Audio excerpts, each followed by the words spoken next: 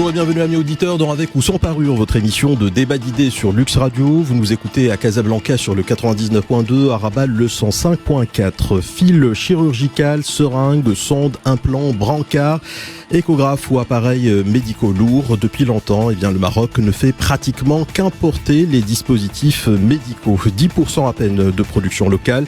Alors de la souveraineté nationale en matière de santé, la situation ne pouvait plus durer.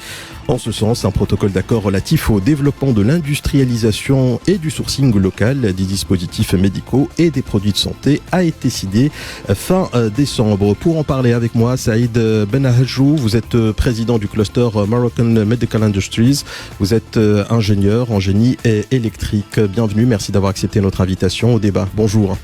Bonjour, merci. Également dans le tour de table, Nawal Shraibi, vous êtes directrice générale de la Fondation Massir. Vous avez intégré la Fondation en tant que directrice support en charge de la direction financière et administrative, ressources humaines et systèmes d'information. C'était en décembre 2009. Vous êtes diplômée d'une maîtrise en sciences de gestion de l'Université Paris-Dauphine. Nawal Shraibi, bonjour et merci d'avoir accepté notre invitation au débat. Bonjour Mehdi, bonjour, merci à tous. Merci à vous d'avoir accepté ce débat. Également dans le tour de table, Radia Chmanti Houari, vous êtes experte en industrie pharmaceutique et accès à la santé. Vous avez été directrice générale de grandes multinationales pharmaceutiques et également vous êtes chercheuse et professeure invitée à l'école centrale de Casablanca. Bienvenue, merci d'avoir accepté l'invitation. Merci pour l'invitation. C'est moi qui vous remercie. Enfin, Ismail Lassini, vous êtes vice-président de ABA Technologies en charge du capital humain et des capabilities.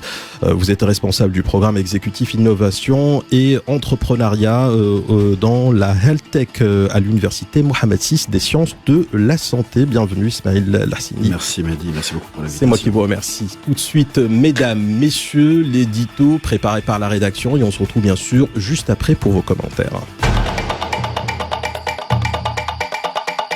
Nous ouvrons un débat santé sur les dispositifs médicaux.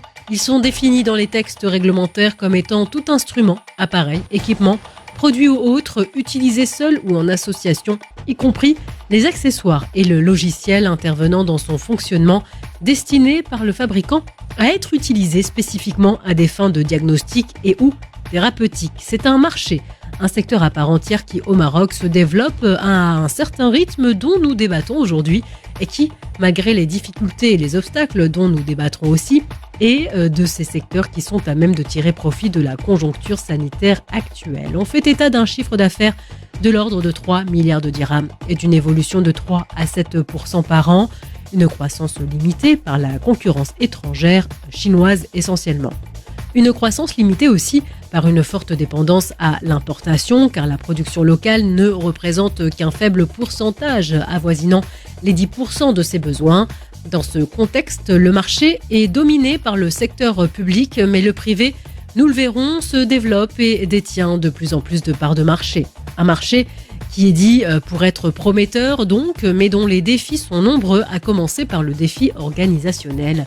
Organiser les prix des dispositifs médicaux notamment, car ils sont jugés très élevés et où le pouvoir d'achat devient décisif. Organiser la concurrence aussi, car elle met sur le marché des produits de provenance diverses, au degré de qualité diverses pour certains bon marché. Cela pose le problème de l'adéquation entre le prix et la qualité des produits mis à la disposition du consommateur marocain qui est de fait attiré par le moins cher car plus en adéquation avec son pouvoir d'achat. Cela pose aussi la question de la nécessaire réglementation relative à la sécurité et à la performance des dispositifs médicaux venant d'ici ou d'ailleurs. Cela pose aussi le problème du positionnement du produit marocain dans son propre marché. Nous en débattons avec nos invités. Car dans ce contexte, le Maroc a fait le choix de promouvoir la fabrication locale des dispositifs médicaux afin de réduire la forte dépendance du marché marocain à l'importation. Un protocole d'accord vient d'être signé en ce sens entre le gouvernement et les professionnels du secteur. Un partenariat public-privé de nature à booster un secteur qui en a besoin. Comment fonctionne le marché des dispositifs médicaux au Maroc? Sur quels acquis peut-il capitaliser? Et à quels défis fait-il face? C'est le débat que nous ouvrons avec nos invités cet après-midi, dans Avec ou sans parure. Avec ou sans parure. Le débat est ouvert. Saïd Benhajou, je rappelle que vous êtes président du cluster Moroccan Medical Industries. Première réaction à l'édito qu'on vient d'écouter. Bonjour à toutes et à tous, merci de m'avoir invité. Donc, pour faire un petit retour rapidement sur le cluster médical et l'association MMI, donc le Moroccan Medical Industry, c'est une association qui a été créée suite aux belles initiatives qui ont été faites pendant le Covid. Donc pendant la phase dure du Covid, puisqu'on nous y sommes encore. Exactement, enfin, pendant la phase dure du Covid, en effet. Et vu toutes les belles initiatives qui ont été faites entre entrepreneurs de divers secteurs et entreprises plus ou moins installées, on ne pouvait pas s'arrêter là. C'est-à-dire on ne pouvait pas laisser un marché, et dans l'édito ça a été très bien dit, c'est-à-dire c'est un marché très prometteur pour lequel le Maroc est très peu présent en termes de production technologique. Donc on n'est pas du tout souverain technologiquement sur ces sujets-là. Donc on ne pouvait pas laisser passer l'occasion. Le Maroc sait faire beaucoup de choses en aéronautique, en ferroviaire, en automobile et divers autres secteurs. On ne pouvait pas laisser passer l'industrie du médical, surtout avec les compétences et les moyens que nous avons déjà installés. Donc ça, c'est un peu l'idée de comment et pourquoi nous avons créé cette association. Très bien, maintenant, Nawal. Oui, alors allez-y, pardon, excusez-moi. Voilà, donc juste maintenant, concernant ce qui vient d'être dit, en effet, et je l'ai dit, aujourd'hui, nous devons gagner en souveraineté sur ces sujets-là. Et je pense que ça va être l'objet de tous ces échanges qu'on va avoir aujourd'hui. Très bien, Nawal Chribi, directrice générale de la Fondation Massir. Oui, merci à tous, merci pour l'invitation. Effectivement, donc Massir a été sollicité par le cluster MMI pour en faire partie. Et aujourd'hui, on est très content de pouvoir associer nos expertises et puis surtout capitaliser sur cette expérience de lutte contre la pandémie avec entre autres la mise au point des kits de diagnostic du Covid-19, mais d'autres dispositifs tels que le Spectro, le Rapid Covid-19 IR, qui est un dispositif qui permet de dépister. C'est vraiment un outil de screening des patients négatifs au SARS-CoV-2 en moins de 20 secondes, et d'autres dispositifs dont j'aurai l'occasion de parler. Très bien, Radia Houari, experte en industrie pharmaceutique et accès à la santé. Votre commentaire également. D'abord, je tiens à vous remercier pour l'invitation. Je tiens à souhaiter une merveilleuse nouvelle année pour vous et pour tous les auditeurs. C'est clair que cette crise de Covid, elle a mis les projecteurs sur l'importance critique de la souveraineté nationale en termes de produits de santé globalement, que ce soit au niveau du médicament et que ce soit au niveau du dispositif médicaux. Et c'est clair qu'en termes d'industrie pharmaceutique, elle était au rendez-vous, et on a montré qu'on a une industrie qui est forte, les produits étaient disponibles au moment on en a eu besoin, à la différence de grands pays dans le monde. Et ça a montré aussi que le dispositif médical est très important et on doit se focaliser. Et aujourd'hui, grâce aux instructions royales de sa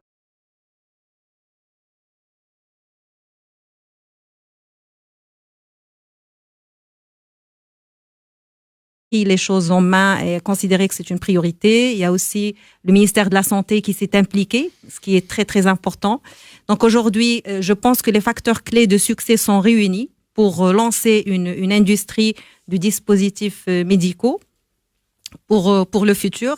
La réglementation est clé, la qualité est clé, et le plus important, c'est le marché, comme ça a été bien souligné. Le marché est très important pour pouvoir booster cette industrie. Ismaël Al-Hassidi, vice-président de Abba Technologies. D'abord, merci pour l'invitation, et à mon tour, j'en profite pour souhaiter une bonne année à tous les Marocaines et tous les Marocains, avec une meilleure année sur le plan sanitaire, Inch'Allah. D'abord, un petit mot par rapport à Abba Technologies. En fait, nous sommes un groupe technologique et industriel spécialisé dans l'IoT, l'électronique et le numérique. Donc, notre groupe s'est engagé dans le secteur de la santé avec la crise du Covid. Donc, en travaillant d'abord sur les thermomètres laser qu'on a pu produire dans un temps record et livrer donc pour l'ouverture des mosquées après le premier déconfinement, donc l'année dernière. Après, on est passé à l'oxymètre, aux caméras thermiques et bien sûr aux moniteurs connectés, de télémédecine connectée, etc. Donc on aura peut-être l'occasion d'en parler.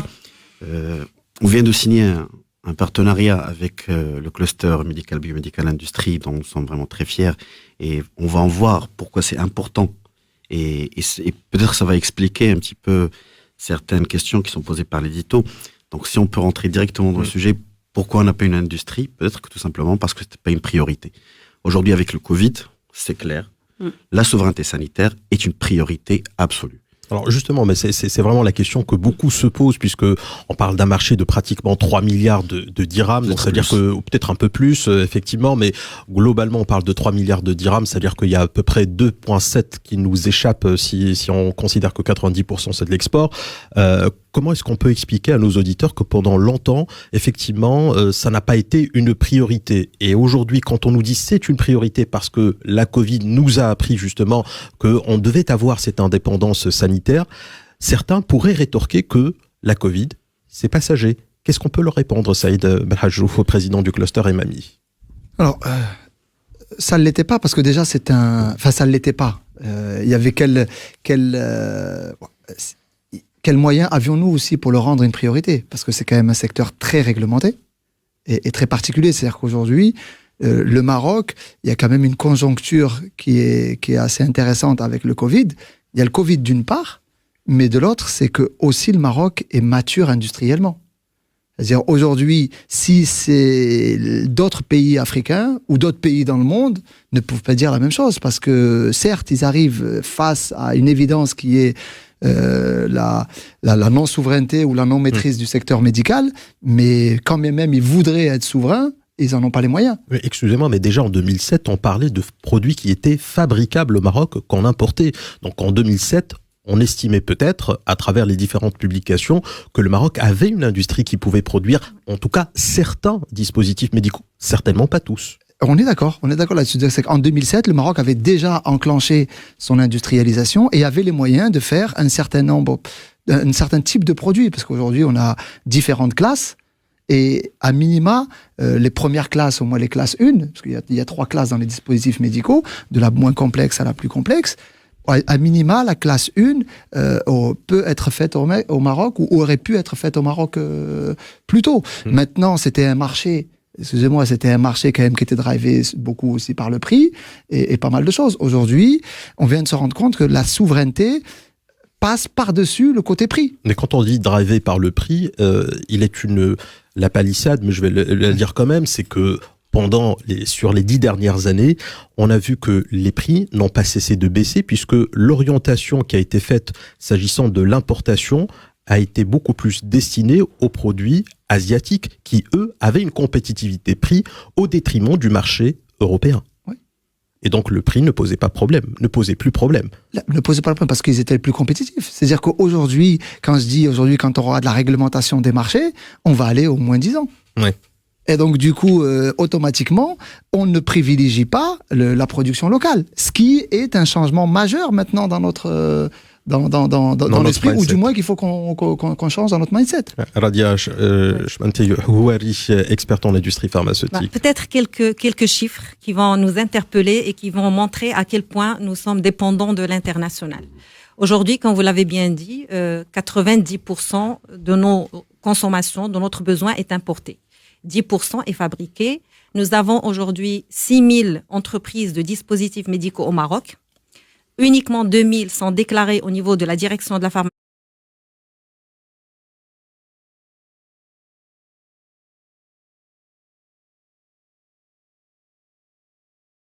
Bref, on avait 10 fabricants. En 2021, le chiffre a doublé, bien sûr, grâce aux nouvelles entreprises qui se sont lancées dans la fabrication des masques. Pourquoi ? Pour 3 raisons principales qui sont directement liées à la compétitivité. La première raison, c'est que le marché marocain est très petit. 3,5 milliards de dirhams, c'est parmi les marchés les plus petits dans le monde. La deuxième raison, c'est en termes des importations au niveau de la Chine, avec des prix très très bas et qui ne sont pas compétitifs par rapport au Maroc. Il y a certains industriels qui fabriquent et qui importent aussi les mêmes produits qu'ils fabriquent local aujourd'hui parce que ça coûte moins cher. Troisième raison, c'est parce qu'ils n'arrivent pas à exporter à cause de ce problème de compétitivité. le coût de production final, il est élevé par rapport à la Chine, donc ils ne peuvent pas exporter en Afrique, et les marchés américains sont fermés parce qu'il y a un problème parce qu'il n'y a pas la qualité qui est demandée. Alors, pour résumer, importer, c'est facile, c'est pas cher, il n'y a pas d'investissement. Parce que pour produire, l'investissement capitalistique est très important, il y a un coût de production derrière. Et ce n'est pas périn. Pour cela, si on veut développer la production locale, il faut lui assurer un marché. Aujourd'hui, le marché public représente 70%. Et ce marché, comme vous l'avez très bien dit, c'est le moins 10 ans. Donc, si moi, producteur local, je viens avec un produit qui a un coût et je vais rentrer en compétition avec une importation de la Chine ou de la Turquie qui ont dans leur pays beaucoup de subventions, automatiquement, je ne vais pas avoir ce marché et donc par la force des choses, je ne peux pas développer cette industrie. Donc, autre chose, juste pour finir, pourquoi les investisseurs ne pénètrent pas ce marché? Pour les mêmes raisons. 1, parce que le marché est petit. 2, parce qu'il n'y a pas d'incitation en termes d'investissement et il n'y a pas de préférence nationale. Donc aujourd'hui, ces éléments de blocage sont dépassés, c'est ce qu'il faut comprendre. On va produire, et ça ne sera pas à perte, on produira avec de la compétitivité. Alors, aujourd'hui, je pense que nous avons les ingrédients nécessaires pour réussir. Première des choses, par rapport aux autres pays qui ont réussi, qui ont la même taille au Maroc et qui ont fait du dispositif médical vraiment un acteur majeur dans leur industrie. On peut les citer peut-être éventuellement. La Tunisie, le Mexique, le Costa Rica, la Turquie, tout ça, ce sont des pays, peut-être on citera pourquoi par la suite. Aujourd'hui, le premier ingrédient, c'est la volonté gouvernementale. Tous ces pays, quand il y a eu la volonté gouvernementale, ils ont mis la stratégie en place pour réussir. Deuxièmement, c'est que ce que je vois aujourd'hui, le partenariat entre le ministère de Commerce et le ministère de la Santé, c'est extrêmement intéressant et c'est une très, très bonne chose parce qu'on peut construire une usine, mais si on n'a pas la réglementation derrière, si on n'a pas les autorisations derrière, on ne peut pas commercialiser. Maintenant, ce qu'il faut avoir une stratégie, un choix stratégique en termes de positionnement. Où est-ce qu'on veut nous positionner? On y arrive, mais simplement toujours sur ces produits marocains et sur cette préférence nationale qui était un facteur de blocage qui ne donnait pas justement cette visibilité, d'où le non-investissement que vous nous expliquez justement à l'instant, Radia Houari. Simplement, moi aujourd'hui, j'ai envie de vous donner un exemple et peut-être je me tourne vers Nawal Chrabi de la Fondation Massir, c'est que on a eu justement cette fabrication de kits de diagnostic Covid. Le ministre de l'époque, Moulay Fadel Alami, au sein même du Parlement, disait effectivement qu'on arrivait à produire avec la même qualité, voire avec une meilleure qualité que les Chinois, et surtout à un prix plus bas. Cela dit, on a continué à acheter des kits de l'international. Comment vous expliquez ce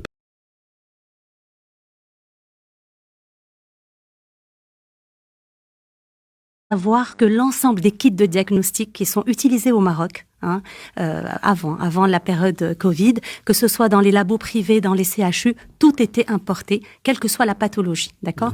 C'est pour cette raison que la Fondation Massel, à travers ses équipes de biotechnologie médicale, ont commencé à travailler sur la mise au point, le développement de kits de diagnostic moléculaire pour des maladies prévalentes au Maroc et en Afrique, déjà en 2010. Et durant cette période, on a pu développer, le premier kit, ça a été celui de la leucémie, mais il y a eu d'autres kits, hépatite C, on a travaillé sur le cancer du sein type HER2, tuberculose et autres. Alors, pour nous, en tout cas, au niveau de la Fondation Massir, on va dire que le Covid a eu un effet salvateur. J'aurais aimé que ce soit différent, mais ça a eu un effet accélérateur. Et c'est vrai qu'on a pu nous appuyer sur cette expertise qui a été construite au fil des 10 dernières années pour mettre au point le kit du Covid-19 en l'espace de 3 semaines. D'accord. Ce même kit a été validé par l'Institut Pasteur de Paris, qui l'a placé au même niveau de performance que les autres kits commerciaux, internationaux, Thermo Fisher et j'en passe. D'accord. Donc, quand Moulay Fadel Alami dit qu'il est peut-être de meilleure qualité par rapport à ce qu'on importe, il n'avait pas tort. D'accord. Aujourd'hui, vous parliez de prix. Aujourd'hui, on est largement compétitif. Et d'ailleurs, le réseau du ministère de la Santé s'approvisionne de chez nous. Oui, mais au vu de votre capacité de production et qui est à peu près de 4 à 6 millions, je pense, de tests. Exact. Vous avez la capacité de fournir l'ensemble pratiquement du territoire national. Vous avez même de quoi exporter, hein, on est bien d'accord. C'est un peu plus que le besoin national. Cela dit, au Maroc, on a continué quand même à importer. Comment vous expliquez cela ? Écoutez, je ne l'explique pas, je ne le comprends pas, à vrai dire. Aujourd'hui, c'est vrai qu'on a la commande publique, le ministère de la Santé achète de chez nous. En nombre suffisant ? En nombre suffisant, je ne sais pas. En tout cas, on reçoit des commandes. Après, je ne pense pas qu'ils achètent ailleurs. Mais voilà. Mais on est bien d'accord qu'il y a des kits qui viennent d'ailleurs, qui sont au Maroc. Effectivement. Donc quand on est dans une démarche, parce que moi j'essaie juste de comprendre. Il y a des labos privés, les labos privés typiquement, on a des clients parmi ces labos privés, mais il y en a qui continuent à importer des kits chinois, sud-coréens et j'en passe. J'entends bien, sauf que si ça coûte moins cher et c'est aussi efficace, pour ne pas dire plus efficace, la norme économique voudrait que effectivement, et comme nous sommes aussi dans un contexte... Surtout qu'on a la capacité de production nécessaire, suffisante. Voilà, la capacité de production, la qualité et le prix. Et les délais. Et les délais. Oui. Donc quand on a tout ça et qu'on importe quand même d'ailleurs, on doit se poser la question... Pourquoi est-ce que c'est possible ? Parce qu'on risque d'avoir la même chose avec les dispositifs médicaux qui viennent justement, qui sont le centre du débat aujourd'hui. Oui. Et ça serait dommage de passer à côté. Il faut peut-être comprendre ce mystère. Quid de la préférence nationale ? Justement, nous sommes dans un contexte de préférence nationale. C'est intéressant de se dire, faut-il, oui ou non, mettre des barrières à l'entrée, des barrières douanières par exemple sur ces produits-là. Je ne sais pas si c'est une bonne idée ou pas, mais je vous pose la question, Smaël Lassini de Abba Technologies. Moi, j'aimerais partager avec vous un peu l'histoire d'Abba Technologies, comment on a pu s'engager dans le secteur de la santé. Et je vais faire référence aux chiffres avancés par la DIA. On parle au Maroc de 50 000 dispositifs médicaux. On parle au niveau mondial de pratiquement 10 000 catégories. Donc l'OMS parle de 1,5 à 2 millions de dispositifs médicaux. Une diversité extraordinaire. Donc pour s'investir et investir dans ce secteur, il faut avoir un marché en face. Le marché marocain n'est pas suffisant pour engager des investissements importants, même si on a la préférence au produit national. Donc moi je crois qu'on a déjà fait preuve d'un excellent esprit durant les premiers mois du Covid. Et je crois que la recette réside dans ces mois. On avait fait preuve de solidarité, ce qu'on essaie de reproduire aujourd'hui à travers le cluster médical, biomédical, industrie. On avait fait preuve de résilience, c'est-à-dire que certaines industries ont réorienté leur outil de production. Je prends l'exemple, par exemple, de la technologie. Nous sommes spécialisés dans l'électronique, le numérique, l'IoT. Donc, nos lignes de production, on les a réadaptées pour produire des thermomètres, des oxymètres. Destinés à la santé. Donc, nous avons fait preuve d'une approche effectuelle. On a fait avec ce qu'on a. Et notre motivation à tous était très simple. C'est parce qu'on n'avait pas le choix. Donc, on n'avait pas le choix. Donc, on a trouvé toutes les ressources. On a pu jouer collectif, donc tout le monde a collaboré ensemble. On a pu faire confiance aux compétences et aux produits marocains, puisque c'était le seul qui était disponible. Donc on a appris à lui faire confiance, à lui donner une chance, à le tester, et qu'on découvre de belles surprises, des produits de haute qualité qui sont compétitifs par rapport aux produits internationaux. Et aussi, on a pu prouver d'abord aux équipes, parce que parfois même les équipes n'avaient pas confiance en elles-mêmes et ne savaient pas qu'ils étaient capables de faire des choses aussi fortes. Donc, on a un capital humain aujourd'hui qui croit en lui. Donc, on a des lignes qui sont capables d'être réadaptées. Je crois que la solution est tout simplement de travailler toujours ensemble et d'avoir une seule visée, c'est de faire un produit fort pour aller à l'export. On est bien d'accord simplement sur le cadre. Aujourd'hui, il y a peut-être quelque chose à creuser. Le cadre n'est peut-être pas optimal. Je ne sais pas, je vous pose la question. Bien sûr, en tant qu'entrepreneur, je vous dirai toujours oui. Non, mais clairement, clairement aujourd'hui, quand vous avez une préférence nationale et que vous voyez que cette préférence nationale n'est pas respectée, c'est peut-être le moment de lancer peut-être des appels du pied ou de la main ou de ce que vous voulez, de dire éventuellement des barrières douanières, des barrières non tarifaires ou des barrières, peu importe.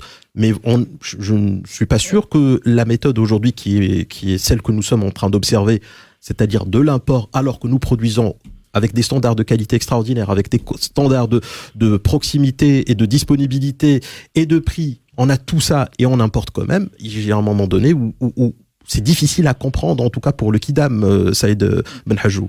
Très difficile. Non, c'est très difficile, mais je vais revenir juste quand même rapidement sur le point des coûts où on disait tout à l'heure, parce que in fine, ça sera toujours une question de coût. N'oublions pas la chose. Aujourd'hui, ce qui joue en notre faveur, et qu'on a vu pendant le Covid, c'est qu'on a une conjoncture très favorable qu'on n'a jamais eue jusque-là.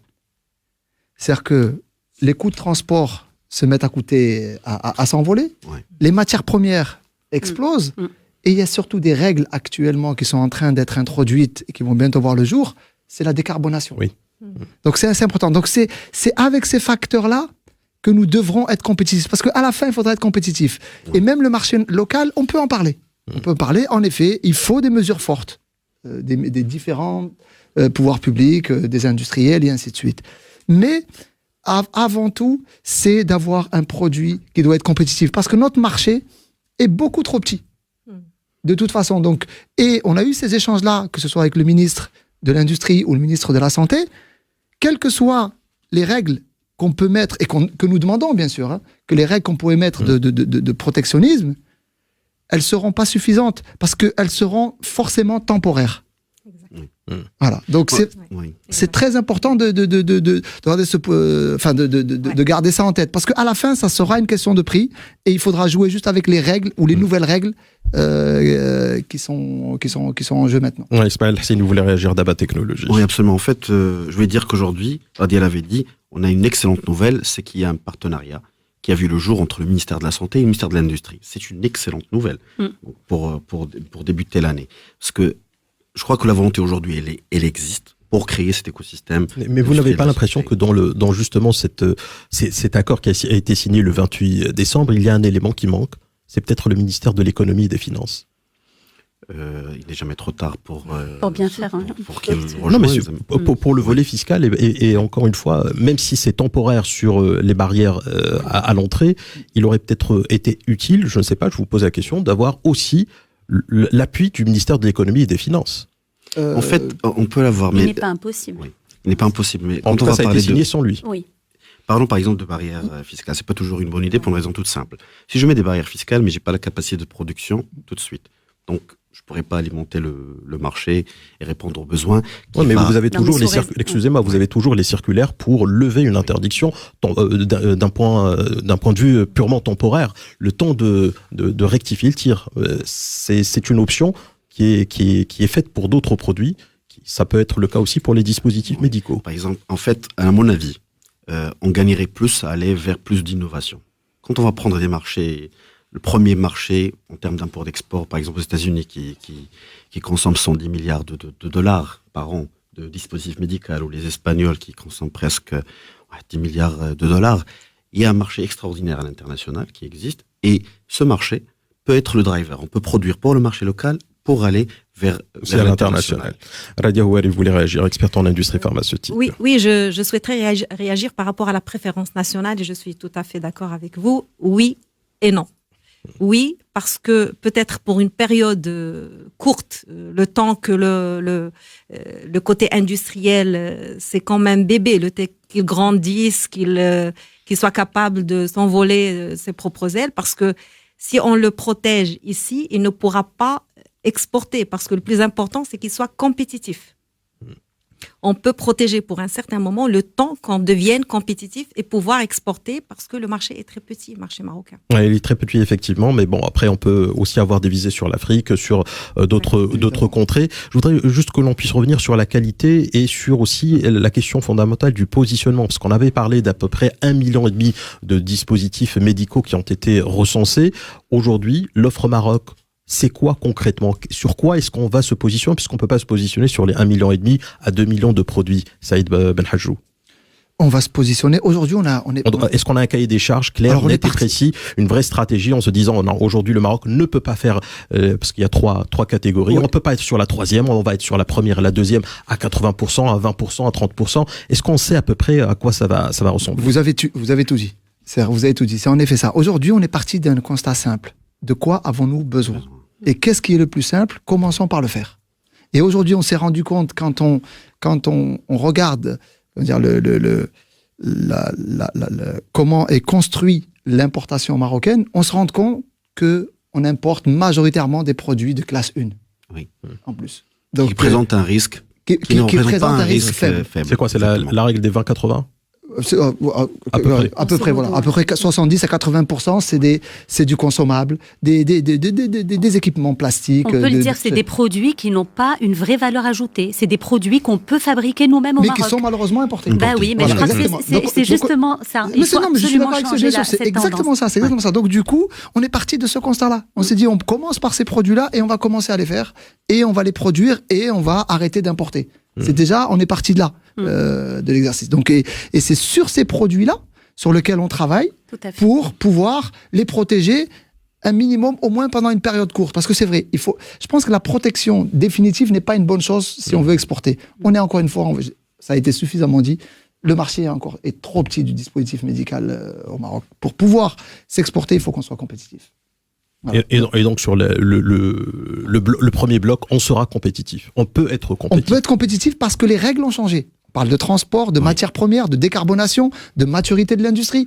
Et tout ça, on a tous ces ingrédients sont réunis au Maroc. Et on a cette chance-là. Vraiment, j'ai envie de vous suivre sur le raisonnement parce que c'est bon pour notre pays, bien évidemment. Mais simplement, je ne peux pas faire l'économie d'avoir le raisonnement suivant que je partage avec vous. La Chine aujourd'hui a délocalisé une bonne partie de sa production au niveau de la Somalie, au niveau de certains pays africains, dont le SMIC est à 500 dirhams par mois.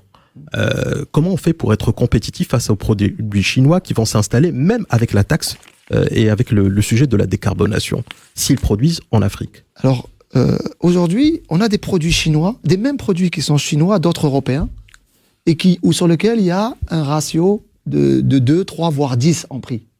C'est qu'il y a des différences.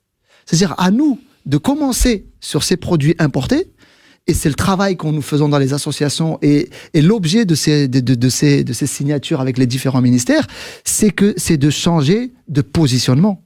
C'est-à-dire aujourd'hui, on ne doit pas rester sur des produits où c'est une guerre de prix permanente. Parce qu'on n'y arrivera pas. Parce que c'est vrai pour notre industrie. Excusez-moi, mais sur la catégorie. Quelle que soit la catégorie. La catégorie 1, justement, ce n'est qu'une question de prix, puisqu'il n'y a pas une vraie valeur ajoutée. Alors, sur la catégorie 1, on peut jouer sur de différents matériaux et ainsi de suite. On peut innover sur toutes les catégories. Quand on parle de catégories, on parle surtout de complexité et surtout de normalisation. C'est là-dessus où il y a des barrières dures à l'entrée. Mais il n'est pas interdit, et c'est ce qu'il faut, d'innover sur toutes les catégories. Et on a, à travers nos universités, ce qu'on fait à Bas Technologie, par exemple. Je les ai visités, j'ai vu ce qu'ils sont capables de produire. Ils sont partis d'un constat très basique. Ça, c'était importé. Je sais faire au moins le même. Je vais commencer par faire ça. Maintenant, je vais commencer à construire autour de ce que je viens de faire. C'est du reverse engineering ou autre chose. Lever des verrous technologiques. Voilà, on va lever les verrous technologiques, comme dit Madame Shraibi, et on va venir amener nos ingrédients, notre touche à nous, qui va faire la différenciation avec les autres. Et c'est ce que font aujourd'hui. Il y a des pays européens, on connaît, il y a des voitures allemandes, des voitures françaises, des voitures asiatiques, et pourtant, l'offre est pléthorique et des prix qui sont complètement différents. Et il y a une clientèle pour tout le monde. Nawal Chalabi, peut-être une réaction de la Fondation Massir. Écoutez, je partage l'avis de Saïd.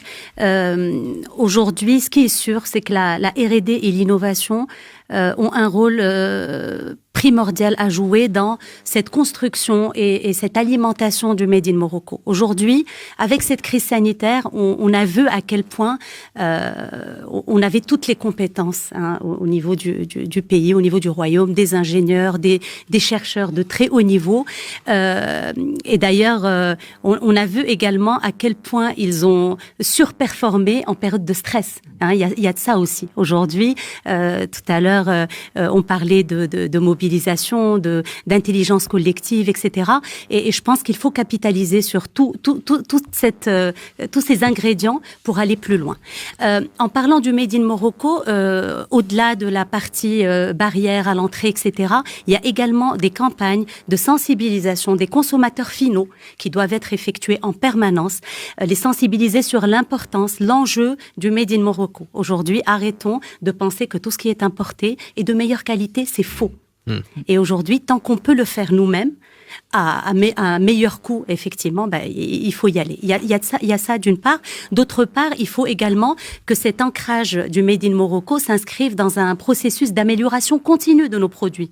Aujourd'hui, un produit made in Morocco, il est amené à être amélioré, à être optimisé, et je pense qu'il y a un vrai sujet. Donc, si j'ai bien compris, le paquet, on le met sur la première, le premier palier où pratiquement il y a 60-70% des produits sur lesquels il n'y a pas beaucoup de valeur ajoutée, et non, pas du tout. Il faut le mettre sur tous les niveaux pour moi. Il faut le mettre sur tous les niveaux. Mais aujourd'hui, on a la capacité, oui. Je vais encore parler d'un dispositif, donc d'une technologie, plus qu'un dispositif, c'est la spectroscopie proche infrarouge.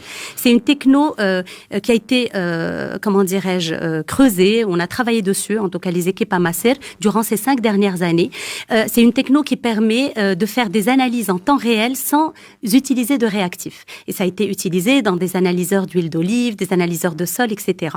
Avec l'arrivée du Covid, et à l'instar de l'équipe de biotech médicale, les autres équipes en microélectronique ont essayé justement de contribuer à cet arsenal de solutions innovantes pour lutter contre la pandémie. Et en s'appuyant sur de la bibliographie, ils ont appris que cette même techno avait été utilisée pour dépister le virus Zika. Et donc, on a mis le paquet, on a travaillé dessus, et aujourd'hui, on a un dispositif qui a été testé, qui a été validé par la DMP. Aujourd'hui, on est autorisé à l'utiliser dans une logique de screening de premier niveau, et qui est sensible à 94%, spécifique à 70%, et aujourd'hui, ça permet de dépister le Covid en moins de 20 secondes. Alors, pourquoi je dis qu'on est capable? Parce que ça, c'est une techno typiquement, on a fait un benchmark au niveau international, et les Israéliens ont été les premiers à l'utiliser. Et aujourd'hui, il y a des bornes dans les aéroports, qui s'appuient sur cette techno, Alors aujourd'hui, d'ailleurs, on s'est associé avec un partenaire et on a monté une solution qui s'appelle Saha Test. Cette solution s'appuie sur ces dispositifs et ça permet justement de réduire le risque sanitaire. Ça permet de maintenir maintenir une activité, d'accord. Et elle pourrait être très bien, elle est utilisée aujourd'hui. Elle est utilisée chez plusieurs industriels, mais on pourrait même la généraliser dans les hôtels, dans les aéroports. Voilà. Donc, il n'y a plus qu'un. Mais en tout cas, il y a l'expertise. Donc, tout ça pour dire qu'on peut être dans de la R&D de haut niveau. Radia Houari, vous voulez réagir, experte en industrie pharmaceutique. Merci. Je tiens vraiment à saluer tout ce que fait Massir. Je suis vraiment impressionnée et fière de tout ce qui se fait aujourd'hui. Et c'est beaucoup. Une preuve qu'on a un rôle à jouer au niveau de produits de très haute technologie. Juste pour cadrer un peu de quoi on parle du consommable, du matériel médical, du produit de laboratoire, tels que les réactifs, et on parle des logiciels, les 4 catégories des dispositifs médicaux. Aujourd'hui, la première question qui se pose, est-ce qu'on veut fabriquer pour assurer une souveraineté nationale ? Si c'est le cas, il faut identifier quels sont les produits qui sont extrêmement importants et critiques pour nous et qu'on doit absolument produire, quel que soit le coût. Parce que l'objectif, ce n'est pas d'exporter. L'objectif, c'est de satisfaire notre besoin national. Là, il n'y a pas de débat. Pour les autres produits, là, il faut qu'on voit quelle est notre valeur ajoutée pour qu'on exporte. Là, Massir, c'est un exemple exceptionnel. C'est des choses qu'on peut exporter par la suite. Mais là, c'est un choix de positionnement stratégique d'une industrie au sein d'un pays, d'où va en découler pas mal de choses. Si on veut se focaliser sur la R&D, ça suppose qu'on doit impliquer les universités et avoir des centres de recherche et développement au sein des universités, des centres de recherche et développement au sein des entreprises avec des incentives de la part de l'État qui les encourage, 1, à essayer et 2, à échouer, et de subventionner tout ça. Et donc là, on va se positionner dans la R&D et on va produire des produits de haute qualité. Quand on parle des consommables, et quand vous l'avez très bien dit, on a par exemple, la production annuelle pour un consommable au Maroc peut être faite en une journée dans une usine en Chine. Donc automatiquement, on ne va pas se positionner là-dessus pour exporter. On n'a aucune chance d'y aller. Un point qui est très le gros matériel, les scanners, l'IRM et tout ça. Par contre, on peut faire du Maroc une plateforme pour fabriquer des intrants qui font partie dans la production de ces grosses machines. Et là, ça suppose une ouverture sur l'international, ça suppose des signatures des accords de libre-échange qui nous permettent d'avoir accès à ces marchés et la formation, avoir des écoles de formation pour avoir des techniciens de très haut niveau. Et donc, c'est des choix stratégiques que nous serons amenés à faire. Les cerveaux sont là. La preuve, c'est que la France, on s'en souvient, ces 2 dernières années, ils recrutent en masse nos ingénieurs. La crise de Covid a montré qu'on a été tellement agile et on avait des gens, des cerveaux tellement exceptionnels qui ont Massir est là, et même certaines universités aujourd'hui, des incubateurs, des accélérateurs. Tout ça, c'est des initiatives qu'on peut encourager si on veut se positionner dans la haute technologie et dans les produits de haute valeur ajoutée. Il ne faut pas oublier que l'innovation, le cycle est très court. Là aussi, si on veut investir, l'investissement capitalistique est énorme, le retour sur investissement ne sera pas imminent. D'abord, la R&D coûte très cher et comme c'est obsolète très rapidement. Exactement. Donc, l'autre idée aussi, c'est d'avoir des partenariats avec des grandes multinationales pour venir produire des choses bien spécifiques. Et le Maroc est bien placé sur le plan géographique, stabilité politique, le temps GMED. Et bien sûr, il y a un point qui est critique, c'est la qualité doit suivre. Pour les pays qui ont fait le choix d'exporter, ils ont mis des normes européennes au sein des produits qu'ils fabriquent pour pouvoir exporter par la suite. Tout à fait. Smaïl Al-Hassini voulait réagir d'Abba Technologie. Oui, absolument. En fait, ce qui est difficile quand on parle de dispositif médical, c'est l'extrême diversité de ces produits. Donc, quand on parle de classe 1 à 3, avec deux niveaux sur la classe 2, c'est surtout le caractère de risque qui permet de faire cette classification. On peut trouver des produits technologiques classe 1, qu'on peut trouver des produits textiles, etc. Donc, le choix de positionnement va se faire en fonction, comme on l'a dit, du marché potentiel, mais aussi des capacités actuelles, des capacités qu'on peut mobiliser pour la suite. Ce qui est intéressant aujourd'hui, c'est que lancer ou la pousser vers l'émergence d'un écosystème industriel de santé va faire travailler un ensemble de secteurs, parce que quand on parle de dispositif médical, on parle d'industrie électronique, du numérique, de la mécanique, de la pharmaceutique, de la biotechnologie, de la plasturgie, de l'industrie textile. À condition que tout cela soit chiffré peut-être, parce que il va falloir qu'on puisse savoir justement sur quoi on se positionne, quels sont les objectifs à atteindre à moyen et à long terme, pour ne pas dire à court, moyen et long terme. En termes de milliards, ça va plus s'adresser, je sais pas, à la cardiologie, je sais pas, à la cancéro, à un certain nombre de sujets, puisque nous savons au Maroc, ce sont les 2 maladies les plus fréquentes, en tout cas les maladies cardiovasculaires et les cancers. Donc, à un moment donné, il va falloir qu'on puisse adresser le sujet. C'est vrai qu'il y a beaucoup de dispositifs médicaux. Il va falloir qu'on puisse savoir sur lesquels on va mettre de l'argent et sur lesquels on va investir, et surtout pour générer quoi comme revenu. C'est là les questions qui restent en suspens, auxquelles en tout cas moi j'ai pas trouvé de réponse. Très bien. En fait, je vais répondre à notre niveau, donc entrepreneurial. Donc, je vais prendre l'exemple d'Abba Technologie. Donc, ce qu'on a fait dès le départ, c'est qu'on s'est associé avec un acteur hospitalo-universitaire qui est l'Université Mohamed VI des sciences de la santé, justement pour faire à petite échelle ce qui pourrait être fait à l'échelle nationale. C'est d'abord pour s'associer avec un partenaire qui a cette expertise scientifique pour pouvoir accompagner, conseiller et utiliser toute la communauté de scientifiques, de praticiens, de personnel de la santé, mais aussi identifier les besoins. Quels sont les dispositifs qu'on importe? Dans ces dispositifs qu'on consomme, qu'est-ce qu'on peut faire aujourd'hui? Qu'est-ce qu'on peut commencer à fabriquer tout de suite?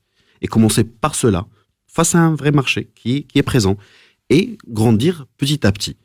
La même chose, si on veut investir dans des lignes de production, on s'est associé avec le cluster médical et biomédical industrie pour mettre à disposition notre base d'ingénierie et industrielle pour tous les industriels qui veulent fabriquer, qui veulent produire justement pour faire des économies de marché, donc faire jouer la synergie. Non, mais donc ça, on peut le faire à titre. Est-ce que vous n'avez pas l'impression, à titre personnel, Absolument.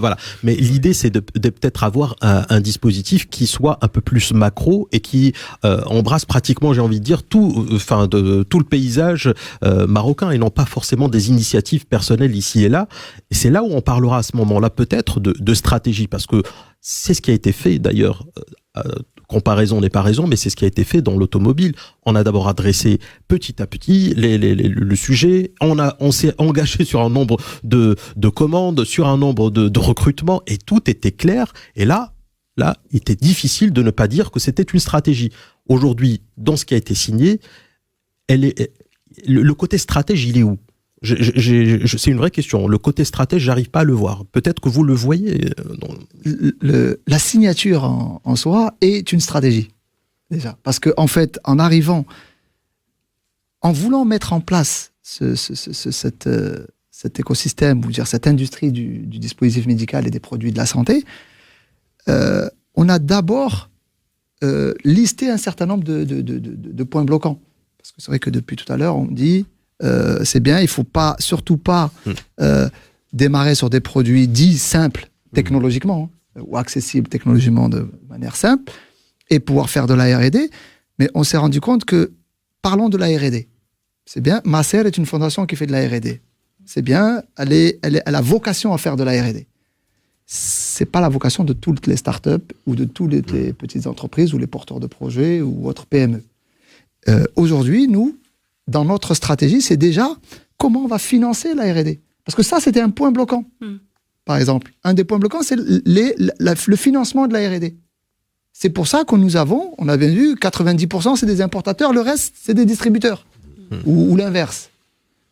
Aujourd'hui, la R&D, c'est un vrai problème chez nous. Quand on voit en Europe, je vais prendre l'exemple de la France, où il y a le crédit impôt recherche par exemple, ou en Turquie, pareil, tout ce qui est financement de la R&D, c'est pris en charge. Donc il y a des mécanismes d'incitation à la R&D ou l'innovation, parce que on a tendance à mélanger quand on va dire R&D, innovation, on pense brevet. Mais c'est pas du tout à ça qu'on pense. C'est vraiment avoir des produits sur lesquels on maîtrise nos produits technologiquement. Et ça va nous amener à ce que fait la Chine. Tout à l'heure, vous avez donné un exemple qui était bon, celui de la Somalie. Mais on peut faire comme les Chinois aussi. À partir du moment où on est propriétaire de notre technologie, souverain sur notre technologie, certains sous-ensembles qu'on estime étant à plus basse valeur ajoutée, qu'on veut concentrer nos ingénieurs ou nos équipes sur des choses à plus forte valeur ajoutée, on peut aussi les sous-traiter en Somalie. Si on veut garder cette compétitivité. Donc voilà. Donc vraiment, aujourd'hui, moi, il faut, je pense, voir les problèmes qui vont être bloquants. Je pense qu'on est assez d'accord sur le point qu'on doit être innovant, mais ça va être comment on va financer cette innovation. Comment on va accompagner les entreprises marocaines à émerger et à avoir des produits. Parce que des idées, on sait qu'on les a. Les universités font un travail extraordinaire. On le voit, Abba Technologies est une image. Et on doit dupliquer ce qu'a fait par exemple Abba Technologies. Ils partent sur un sujet, sur une problématique, et ils ont suivi ils ont tiré le fil rouge, et jusqu'à finalement arriver à tirer toute la pelote, quoi. Donc voilà, donc c'est vraiment ce genre d'exemple qu'il faut prendre et accompagner toutes les bonnes idées. Jusque-là, comme l'aéronautique, on a réussi à vaincre ça. Parce que en 2005, 2010, si on nous parlait de faire de l'aéronautique au Maroc, on allait nous rire au nez. On va dire, mais ça va pas ou quoi? Aujourd'hui, 42% d'un avion est fait au Maroc. 68% d'une voiture est faite au Maroc. C'est pareil aujourd'hui. Nous sommes juste décalés dans le temps, mais nous vivons exactement le même processus pour le médical. Le médical, c'était le sacro-saint. Oui, mais le sujet, excusez-moi Saïd Belhajou, mais le sujet, quand on parlait d'aéronautique et d'automobile, c'est qu'on avait des stratégies chiffrées. Là, aujourd'hui, sur la stratégie, si on peut appeler ça une stratégie, pourquoi pas, c'est bien, il n'y a pas de chiffres.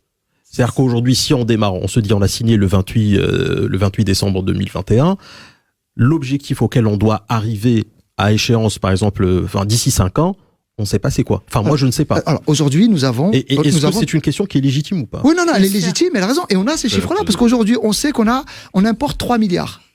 Ça, on le sait. On le sait. Aujourd'hui, c'est ce que j'essayais de dire tout à l'heure, sur ces 3 milliards-là, nous devons produire à horizon 5 ans, par exemple, peut-être au moins 50% de ça. Oui, mais ça, c'est ce que vous voulez. Moi, l'idée, c'est qu'est-ce que veut le gouvernement? Non, et c'est quoi la stratégie du gouvernement? Parce que sur les 2 milliards, sur les 2 milliards 7, justement, parce que c'est ce qu'on importe réellement, 2 milliards officiellement. Après, on peut, bien sûr, ne pas être d'accord sur les chiffres, mais 2 milliards 7 qu'on nous a annoncé, d'ici 1 an, d'ici 2 ans, d'ici 3 ans, par classe de produits, etc. C'est cette granularité que je n'arrive pas à voir. Mais il me semble que dans un business plan, c'est quelque chose de capital, parce que c'est ce qui trace le cap. Une étude est en cours actuellement avec le cabinet Mazars, d'ailleurs, où Madame Radia travaille avec les professionnels sur ce sujet-là, où nous allons dans cette granularité-là. Nous sommes en train d'étudier marché par marché, produit par produit, et nous y allons. Et c'est une étude qui est en cours. L'étude préliminaire on a déjà échangé avec les différents ministères sur le sujet, et nous attaquons le on se reverra quand le résultat de l'étude sera là. Moi, j'ai une petite remarque, s'il te plaît, Mehdi. Je rebondis sur ce que disait Saïd par rapport à l'investissement en R&D. D'accord, effectivement, la R&D, comme tout le monde le sait, c'est budgétivore, c'est chronophage. Aujourd'hui, Maser, honnêtement, c'est un acteur aujourd'hui incontournable au niveau national en matière de R&D et d'innovation pour ce type d'industriels. Typiquement, des industriels aujourd'hui qui veulent se lancer dans les dispositifs médicaux, on est là pour réduire leur risque d'investissement en R&D. Qui dit R&D dit des équipements coûteux, dit de la matière grise, c'est-à-dire se doter d'une équipe de chercheurs, d'ingénieurs. Aujourd'hui, on est là pour jouer ce rôle et pour permettre à ces industriels, justement, de pouvoir s'appuyer sur notre capital humain, le capital technologique, etc. Radia Ouali, peut-être une réaction experte en industrie pharmaceutique. Oui, effectivement, le ministère de l'Industrie et de Commerce, en partenariat avec le ministère de la Santé, sont en train de développer une stratégie de développement des dispositifs médicaux pour le Maroc, et en incluant tous les acteurs de façon très ouverte, et les discussions sont en cours. Maintenant, moi, je pense que le Maroc a beaucoup de potentiel pour réussir ce projet, et rien de voir les acteurs qui sont autour de la table, recherche et développement, cluster. L'idée du cluster, elle est extrêmement intéressante parce qu'on parle d'un marché qui est petit. Mais en fait, dans le dispositif médical, il y a plusieurs éléments qui rentrent.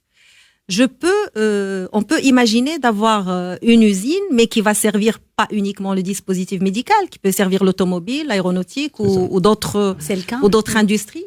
C'est le cas. Et parmi les pays qui ont réussi le challenge des dispositifs médicaux, c'est des pays qui étaient très avancés dans l'aéronautique, l'automobile, l'électroménager. Et donc, c'est à travers ces éléments-là qu'ils ont essayé de mutualiser et de développer. Je dis peut-être une bêtise, mais les masques, c'est parce qu'on a eu l'industrie, justement, textile, exactement, qui s'est reconvertie en un temps record. Voilà, c'est exactement ce qu'on fait aujourd'hui. Et l'aéronautique, c'est les respirateurs. C'est ce qui nous a permis les respirateurs. Donc, du coup, il y a déjà ces vases communicants, a priori, Ismaël Lassine. Absolument, en fait, je suis parfaitement d'accord avec Radia. C'est exactement ce qu'on fait aujourd'hui. Nous travaillons dans l'électronique, dans le numérique, dans l'IoT. Et voilà, toute notre force d'ingénierie et industrielle permettait d'aller vers le dispositif médical. Parce qu'il y avait cette priorité, on s'est engagé. Maintenant, c'est intentionnel. Donc, on l'a fait dans un premier temps par accident, parce qu'il fallait répondre, parce que c'était un engagement citoyen pour proposer des solutions rapidement. Maintenant, c'est une stratégie dans laquelle on s'est vraiment engagé. D'ailleurs, la première chose qu'on a fait, parce que la qualité est un élément important, on va pas faire de la qualité juste parce qu'on veut exporter, on va faire de la qualité d'abord parce qu'on va produire des produits pour les citoyens marocains. C'est là où la réglementation joue un rôle intéressant, parce qu'il faut s'assurer d'abord que ces produits sont safe, c'est-à-dire qu'ils assurent la sécurité, ils vont pas blesser ou nuire aux utilisateurs, qu'ils sont efficaces, qui font vraiment ce qu'ils sont censés faire, et qu'ils sont conformes s'il y a des normes. Donc, on s'est lancé dans la certification ISO 13485, qui est une obligation par la loi depuis le lancement. On s'est lancé aussi dans un marquage CE dès le départ pour être dans les mêmes normes. Donc, on a décidé dès le départ de se positionner sur les normes internationales pour être sûr que notre produit est commercialisable partout dans le monde. Alors, est-ce que je peux poser une question, Mehdi, s'il te plaît? Sini, avant de certifier vos produits CE, oui. Est-ce qu'il y a une certification au niveau national? Aujourd'hui, je crois qu'avec l'Imanor... Non, c'est ce que vous avez fait, vous, sur vos produits. Oui. C'est-à-dire que là, vous êtes en train de dire que vous êtes passé quand même par le CE avant de revenir sur le marché national. En fait, dès le départ, on s'est dit, avant de faire quoi que ce soit, on s'est dit, quelles sont les normes les plus élevées? Tout à fait. Pour imposer à nos équipes, soit d'ingénierie, soit un niveau d'exigence. Un niveau d'exigence tout à fait. important. Alors moi, je suis aujourd'hui confrontée à une vraie problématique et j'aimerais qu'on en parle ensemble. Allez-y, alors aujourd'hui, quid de cette certification au niveau national? Est-ce qu'il y a un circuit? Est-ce que c'est professionnalisé? Aujourd'hui, moi, au niveau de Maser, on continue à développer de nouveaux kits, toujours avec cette optique de répondre aux problématiques de santé publique. Aujourd'hui, on n'est plus uniquement sur le Covid-19. Le Covid-19, Inch'Allah, on l'espère, sera derrière nous. Mais aujourd'hui, suite à la dernière visite de Monsieur le ministre, Aït Talb à Maser, il nous a recommandé typiquement de travailler sur le kit de diagnostic du cancer du poumon, du colorectal, de la prostate, parce que ce sont des cancers qui sont très répandus malheureusement. Alors typiquement, moi pour développer ces kits-là, la mise au point, etc. se fait au niveau laboratoire, on valide au niveau laboratoire, mais après, moi, il me faut les valider dans des laboratoires agréés. D'accord. Alors ces mêmes laboratoires agréés, ils ont fait le nécessaire. Ils nous ont aidés sur les kits, les kits qui ont déjà été sur le marché, mais aujourd'hui ils sont surchargés. C'est pas qu'ils ne veulent pas nous aider, parce que l'idée c'est qu'ils mettent à notre disposition des échantillons pour qu'ils puissent tester ces nouveaux kits. Par la suite, on va à l'international les faire valider. Enfin, il y a tout un processus. Et aujourd'hui, moi j'aimerais bien qu'il y ait une procédure claire. Qui me donne la liste des laboratoires agréés au niveau national et à la limite que ce soit payant, une prestation qui est rémunérée.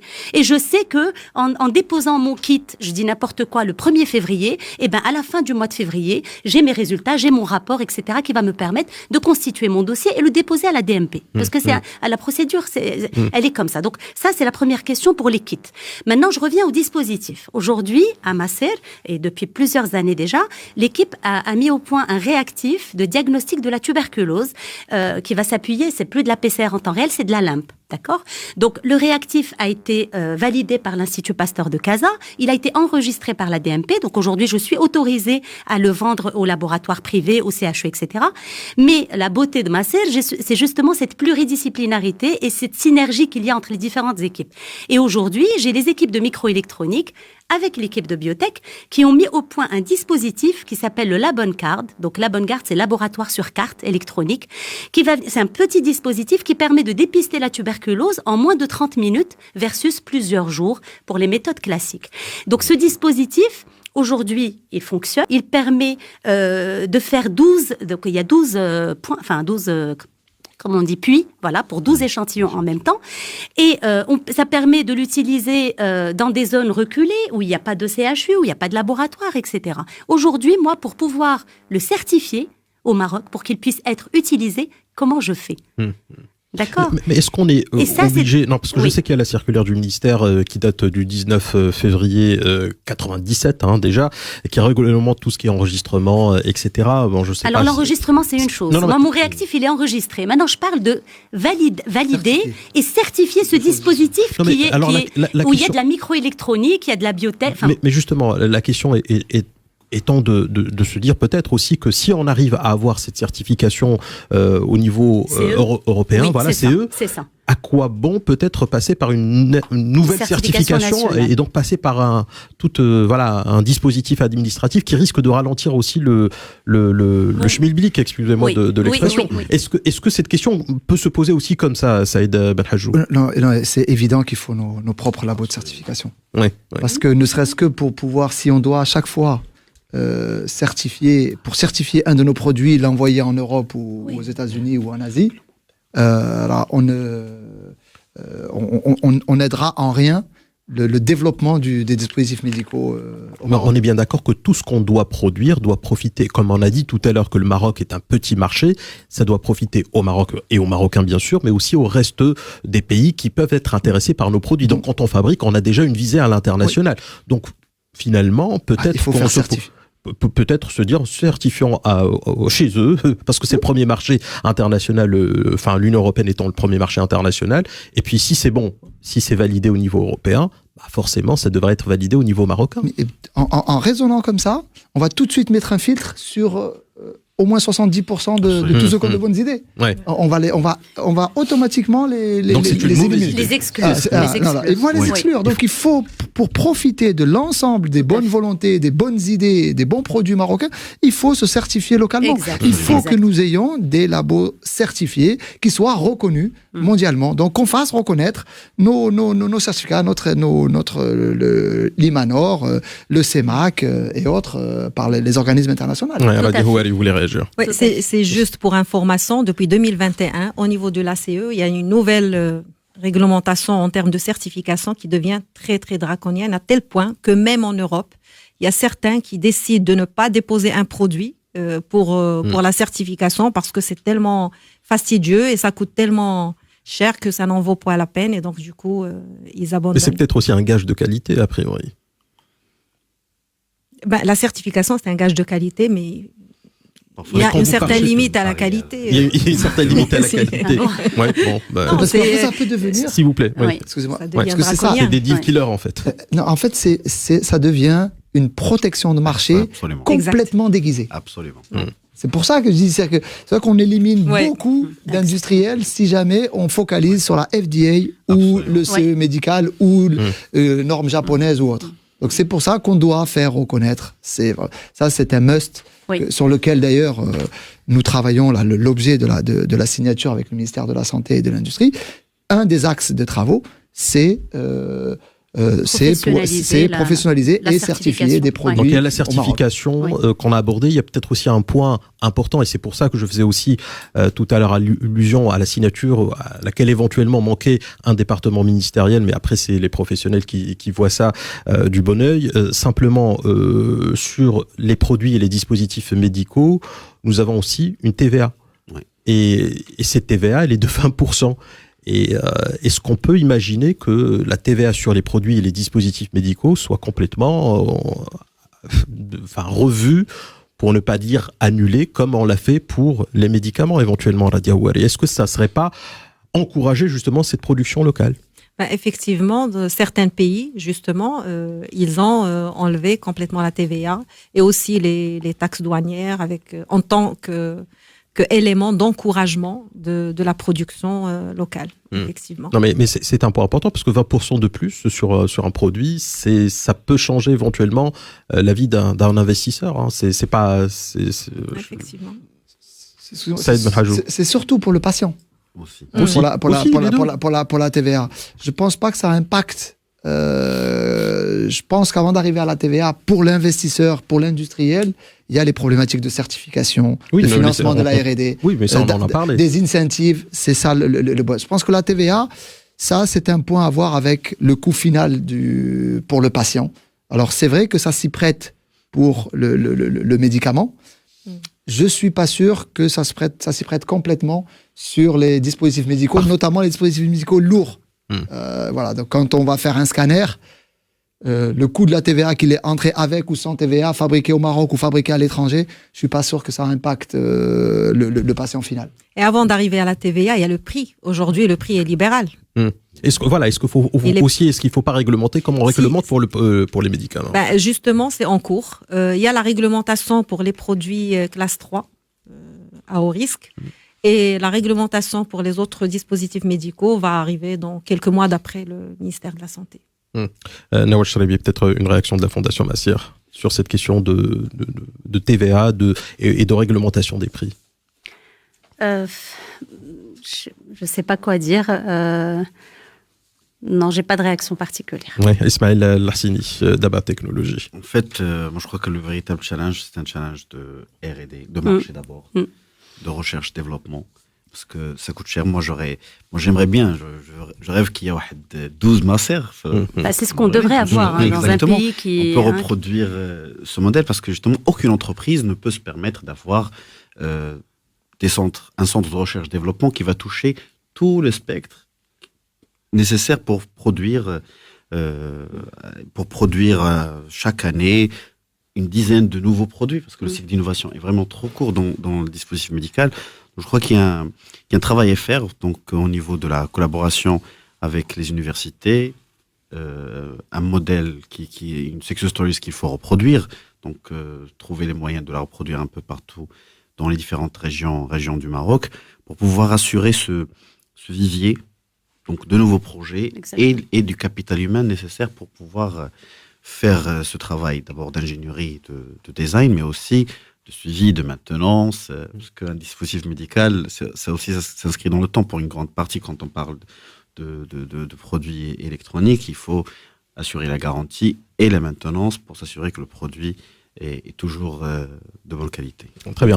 Alors simplement, il y a aussi le marché de l'occasion qui est relativement assez important. Je sais que l'État pratiquement n'achète que du neuf. C'est 81% de la commande publique qui donc est adressée à ces dispositifs médicaux. On a à peu près 20% qui est happé par le privé. Mais quand on voit la prépondérance, en tout cas du privé dans les grandes villes, on se pose aussi des questions. Parfois, Saïd Benhajou, on se dit voilà, où va finalement est-ce qu'on n'a pas trop de matériel d'occasion dans certaines cliniques éventuellement? Est-ce qu'on ne devrait pas cadrer ça davantage? Évidemment, parce que là, il en va de la santé des citoyens marocains et marocaines. Et c'est pour ça, je vais revenir aux mêmes réglementations. Qu'elles soient, à partir du moment où on aura on développera un centre de certification, de contrôle, de réglementation marocain, on doit imposer les mêmes règles sur les équipements, qu'ils soient d'occasion ou neufs. Aujourd'hui, on le voit dans les autres secteurs d'activité, quand vous voulez produire une voiture, les machines, elles sont neuves et elles doivent être révisées chaque année. Ça doit être la même chose sur les dispositifs médicaux. Mais si on n'a pas d'organe de contrôle, on ne pourra jamais. Le parcours typique aujourd'hui d'un porteur de projet qui voudrait s'inscrire dans ce dispositif qui est en train d'être mis en place entre justement le ministère de l'Industrie et du Commerce et le ministère de la Santé et justement les autres partenaires, ça se passe comment concrètement? Qu'est-ce qui est mis à sa disposition? Alors, ce qui est mis à sa disposition, c'est déjà il va venir dans un écosystème qui le comprend, qui sait de quoi il parle et qui saura l'orienter. Déjà, donc, et au-delà, alors après, parce qu'on a même ce qu'on appelle des appels à projets pour les nouveaux arrivants, quand c'est des idées innovantes, où on va aller juger les types de produits ou d'équipements qu'il veut réaliser, et si on estime que ça vaut le coup, on va aller lui mettre à disposition l'ensemble des moyens du cluster. C'est-à-dire qu'il pourra travailler sur tous les équipements mutualisés. Par exemple, la signature que nous avons faite avec Abba Technologies, c'est la mise à disposition de l'ensemble des moyens d'Abba Technologies pour les membres du cluster. Pareil, on a les mêmes accords avec la Fondation Cheikh Khalifa, où tous les membres ont accès à tous leurs moyens d'essai, leurs essais et autres. Et idem pour la signature avec le ministère de la Santé et le ministère de l'Industrie, où on va leur faciliter les accès aux enregistrements, les accès à leur première mise sur le marché. On va essayer de débroussailler ce qui paraissait jusque-là compliqué dans le médical pour le commun des mortels, ou du moins pour toutes les TPE ou autres entreprises. Quand on leur disait « allez à la DMP », ça leur semblait compliqué, à tort ou à raison. Ça, on peut en discuter. Mais ça leur semblait compliqué, les formalités administratives pour pouvoir enregistrer un dispositif médical. Et l'objectif du cluster, un des objectifs du cluster, c'est aussi ça. Faciliter ça et vraiment démocratiser. Mais faciliter comment? Par exemple, vous allez mettre en place... On a un accès direct. Par exemple, on a un point d'entrée direct avec la DMP qu'on a mis en place. Mais la DMP est même membre. Excusez-moi, mais ça veut dire quoi un point d'accès direct? Ça veut dire quoi concrètement? C'est-à-dire que la DMP est membre du cluster. D'accord. Déjà. Donc il y a une personne dédiée. Exactement. D'accord. Alors, pas dédiée parce que nous sommes qu'une trentaine d'entreprises, mais nous avons un point de contact dédié. Il est facile de lui envoyer un email ou de l'appeler et il viendra, il vous prendra par la main et vous expliquera les rouages pour pouvoir enregistrer ou mettre sur le marché votre produit, par exemple. Ouais. L'idée c'est peut-être de simplifier tout simplement la procédure pour ne pas avoir besoin de quelqu'un qui vous prend la main, qui vous prenne la main. Je pense qu'il y a des phases à toute action menée avec eux. Il y a des échanges dans ce sens-là. On parle de digitalisation, de dématérialisation des procédures, de fluidité. Évidemment, tous ces termes-là font l'objet de nos échanges avec eux. Oui. Effectivement, moi je rejoins ce que disait Saïd. Aujourd'hui, la DMP, elle est plus que favorable à faciliter. Vraiment, elle joue le rôle de facilitateur. Alors aujourd'hui, moi j'ai une question. Une fois que ce dispositif médical produit par un industriel marocain est enregistré, certifié, etc., il faut qu'en face, la commande publique joue son rôle. Il faut justement qu'elle se prête au jeu. Et il faut qu'elle privilégie. Ouais, voilà. Aujourd'hui, pour moi, c'est primordial. Il faut que la commande publique privilégie le produit made in Morocco plutôt que d'aller recourir justement à des produits importés. Oui, vous voulez réagir, Saïd Belhadjoub. Exactement, parce qu'une fois qu'on a fait tout ça, parce que de toute façon, c'est compliqué, mais il faudrait pas que ce soit trop facile non plus.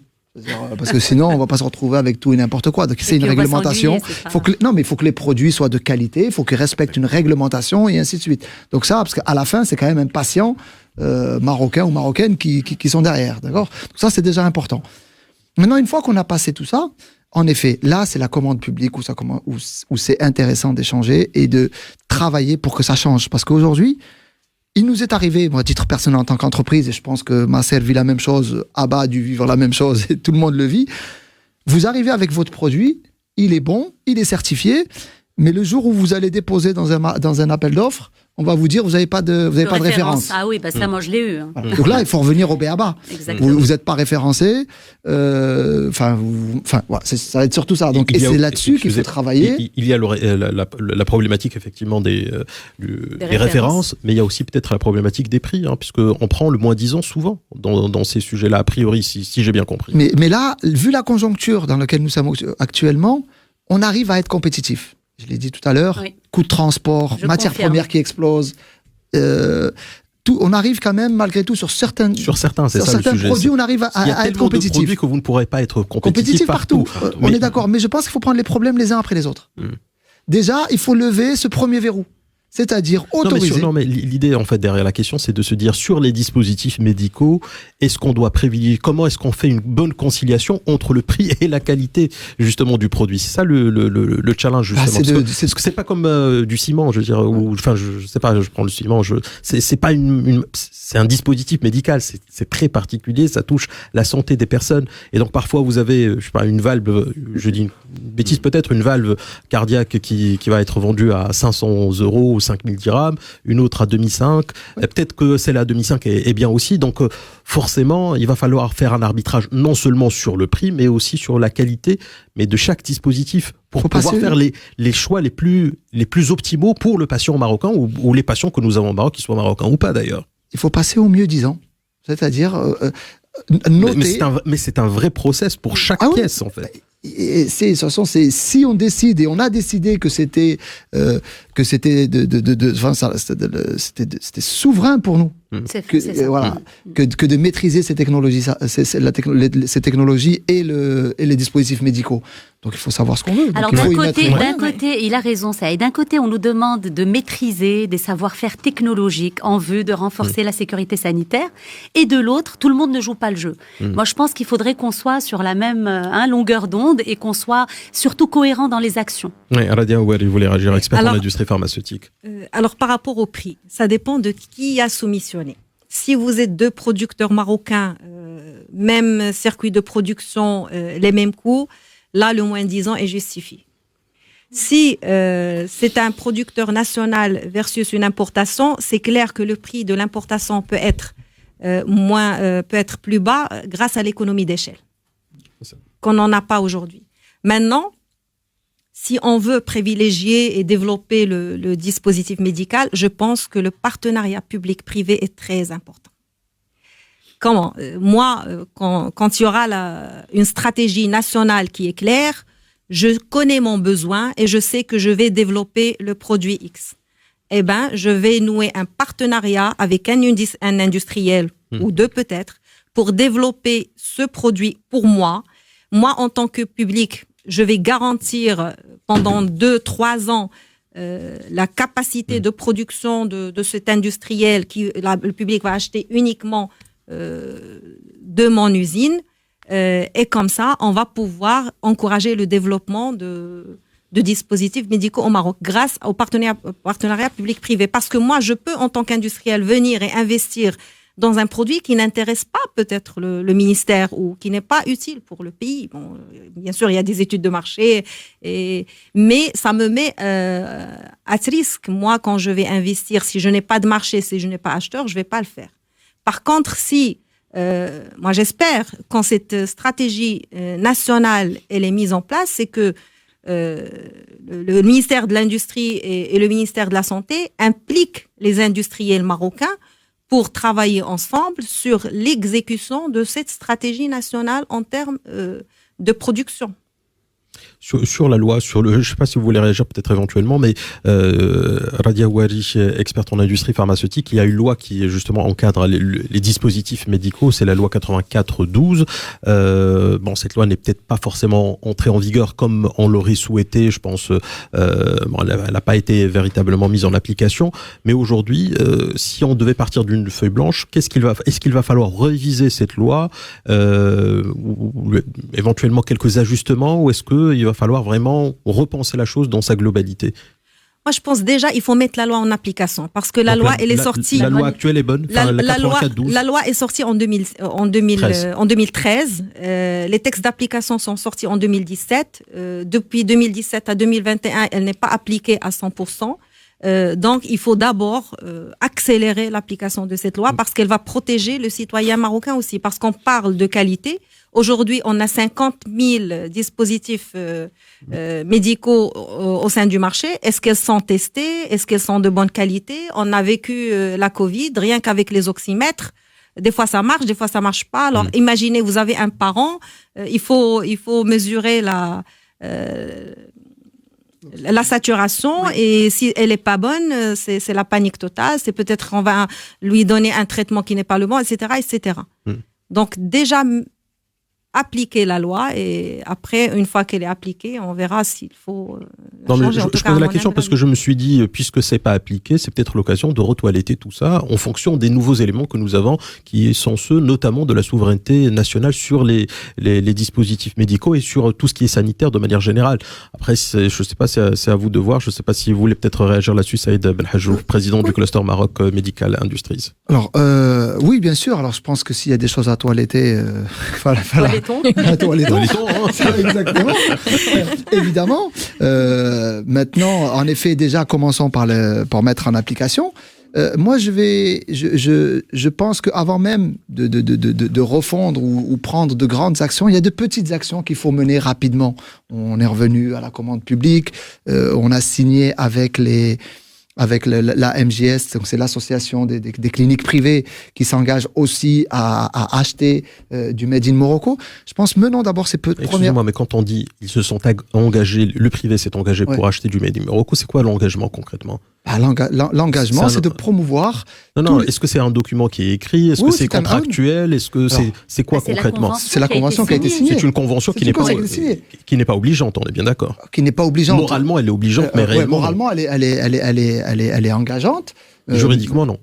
Je veux dire, juridiquement, c'est pas un contrat signé devant notaire. Ça, c'est clair. Donc, maintenant, je pense que nous sommes tous, et il faut rester positif, je pense que nous sommes tous orientés vers cette notion de Made in Morocco et de faire émerger cette industrie du dispositif médical au Maroc. Donc, moi, pour avoir échangé avec eux, j'ai confiance en eux et je pense qu'ils vont la mettre en place. Maintenant, il faut revenir je dirais quand même dans les aides de départ, parce que toute aide a une limite. C'est-à-dire, quand la clinique privée va se retrouver avec un dispositif marocain qui est 3 fois le prix, parce que il n'y a aucune protection douanière, parce qu'il n'y a pas d'accompagnement à la R&D, parce qu'il n'y a pas d'incentive aux investissements à la production, il y a un moment donné, ça aura ses limites. Qu'on achète quelque chose 10%, 15%, 20% plus cher pour, je dirais, promouvoir une industrie, tout le monde arrive à le comprendre, mais pas se retrouver avec les écarts de prix qu'on a toujours eu jusque-là, où on est du simple au triple. Donc voilà. Sachant que, malgré tout, parce que là, c'est vrai que depuis tout à l'heure, on parle de cette notion de Made in Morocco en pensant que c'est toujours qu'il y a un problème de prix. Mais nous, au sein des membres, on a plusieurs entreprises marocaines qui fabriquent déjà des dispositifs médicaux au Maroc et ils sont compétitifs.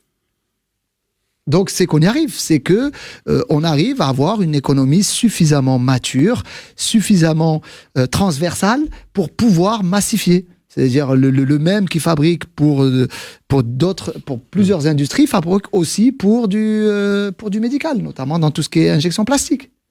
Voilà, donc on arrive déjà à faire des choses quand même compétitives. Donc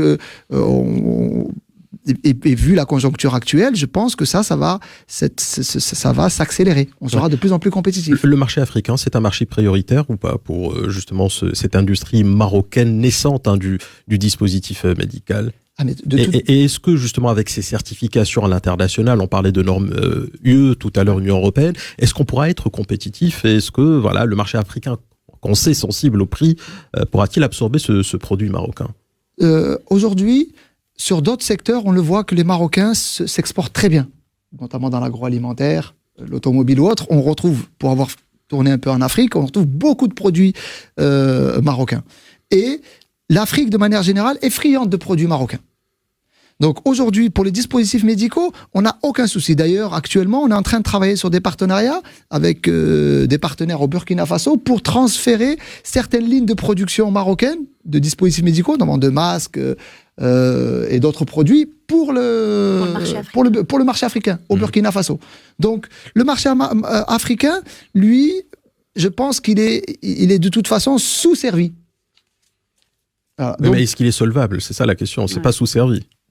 Il est solvable aujourd'hui, il y a quand même de plus en plus on voit la Banque mondiale, la BAD et autres qui accompagnent de plus en plus tout ce qui est santé et énergie. Donc là-dessus, il y a quand même des voies où on arrive à avoir ou à assurer la solvabilité. Mais vous l'avez dit vous-même tout à l'heure, toute aide a une limite. Donc la BAD, l'OMS, etc., à un moment, on peut aider un pays, mais ça ne s'inscrit pas dans la durée ou dans la durabilité. Et un business, lui, doit normalement pouvoir s'inscrire dans une durée qui dépasse les 10, 20, 30, 40 ans. Je veux dire, sinon, c'est difficile d'investir. On est parfaitement d'accord, mais toute aide n'est là c'est que des rampes de lancement.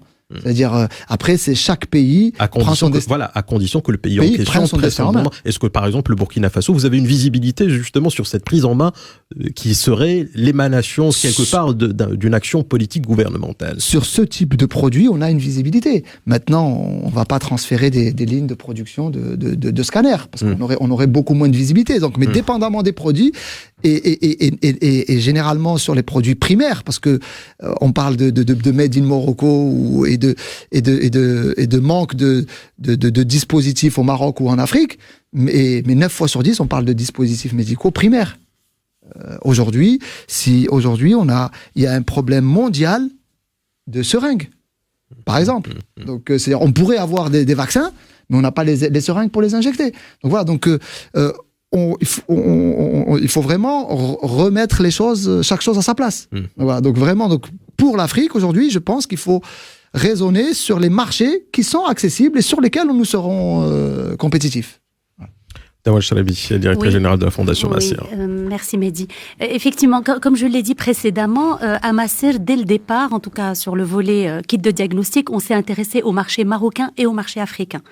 Et aujourd'hui, c'est vrai qu'on avait fait des dons, on avait envoyé des kits de diagnostic en pleine crise en avril 2020 ou enfin un peu plus tard, au Sénégal, Côte d'Ivoire, Mauritanie et il me semble Gabon. Ils étaient très satisfaits par la qualité des kits. Alors, il y a quelques semaines, nous avons reçu la visite du directeur du CDC, c'est le Control Disease Center africain, qui était accompagné par Dr Maroufi, le directeur de l'Institut Pasteur de Casa. Et il a reconnu que Moldiag, donc c'est la structure qui est aujourd'hui... la start-up qui produit et commercialise les kits, était la seule en Afrique. C'est la seule unité de production de kits de diagnostic Covid-19. Et aujourd'hui, on est en pourparlers avec eux. Ils vont probablement nous passer une commande. Voilà.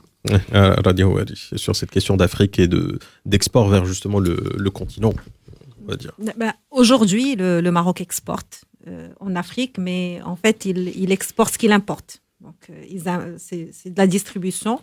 Maintenant, c'est clair que l'accord de libre-échange, la ZLECA, est une opportunité. Donc, il faut en profiter pour se positionner en Afrique. Et puis, sur des produits compétitifs, les kits, c'est un excellent exemple. On va pas se positionner sur les mêmes produits là, on n'est pas compétitif au Maroc. En l'occurrence, les produits qui viennent en Asie, parce que c'est les mêmes qui sont commercialisés en Afrique. Mais c'est clair, en termes de positionnement géographique, en termes de qualité des produits africains, de la relation du Maroc avec les pays d'Afrique, c'est une opportunité pour le Maroc, effectivement. Ouais. Ismaël Larsini, vice-président de Abba Technologies, peut-être une réaction sur le marché africain et peut-être aussi le mot de la fin. Sur le marché africain, nous avons aussi l'occasion de recevoir le patron de CDC Africa et après, par la suite, une délégation de 26 pays africains qui ont visité notamment notre centre d'innovation ou bien les Smart Vaccinodromes qu'on a eu le plaisir de concevoir et de mettre sur pied pour le ministère de la Santé. Il y a plusieurs, je dirais pas, un intérêt certain, même des commandes, donc on est en train d'étudier pour accompagner certains pays qui ont manifesté l'intérêt peut-être d'importer ce concept, ce méga dispositif, si je puis dire. En fait, pour un mot de la fin, je dirais tout simplement que moi j'insiste sur l'esprit des premiers mois du confinement. Cette force était extraordinaire, donc cette solidarité, et cette résilience, et surtout cette effectuation de se concentrer sur ce qu'on a et faire le maximum d'avoir avec ce qu'on a. Et par la suite, on peut avoir plus de moyens pour grandir. Pour le mot de la fin également, Saïd Benhajou, président du cluster MMI. Moi, je pense que nous vivons un instant important où les astres s'alignent. On a des compétences, une industrie mature. Nous avons des problématiques d'importation qui sont de plus en plus complexes, des matières premières de plus en plus complexes, et on est en train de changer les règles du jeu avec toutes les notions de décarbonation. Nous avons une énergie qui va être de plus en plus verte au Maroc. Et tous ces ingrédients fait que nous avons une chance inouïe aujourd'hui pour raccrocher les wagons et devenir un vrai acteur des dispositifs médicaux au Maroc. Et vive le Covid, en fait. Et vive le Covid et la conjoncture générale, parce que je pense que la notion de décarbonation date d'avant le Covid. Oui. Et on y vient. Elle entre en application cette année, fin 2022, je pense. Exactement. Nawal Chreibi, directrice générale de la Fondation Massir, pour le mot de la fin. Oui. Moi, je dirais pas vive le Covid, même si... Non, c'était pour rigoler, bien évidemment. Exact. Ceci dit, aujourd'hui, le Covid nous a ouvert les yeux. Aujourd'hui, on sait qu'on est capable, qu'on a tout ce qu'il faut, que le pays regorge de compétences. Et aujourd'hui, je pense qu'on a également... conscience qu'il faut qu'on se fasse confiance entre nous, entre concitoyens marocains. Et ça, c'est pas évident. C'est pas évident. Donc, moi, aujourd'hui, je reste positive. Je suis très heureuse de pouvoir participer à des débats, comme tu sais très bien les organiser, sur des sujets plus que pertinents. Et voilà, donc on va continuer à faire de notre mieux pour servir notre pays, parce que finalement, c'est un peu ça, le plus important. Voilà, merci à vous, experte en industrie pharmaceutique, pour le mot de la fin. Pour le mot de la fin, je pense que le Maroc a tous les ingrédients pour se lancer dans l'industrie du dispositif médical. Moi, je reviens sur la convention. Alors, si on arrive à actionner tous les points qui ont été cités au niveau de cette convention, avec des actions concrètes, avec des timelines, avec des KPIs, elle a chiffré, elle apporte la solution à toutes les problématiques aujourd'hui. Eh bien, c'est ce qu'on souhaite tous. En tout cas, je vous remercie beaucoup d'avoir accepté toutes et tous ce débat justement autour des dispositifs médicaux. On en parlera encore une fois peut-être dans quelques mois pour faire un petit bilan d'étape, on va dire.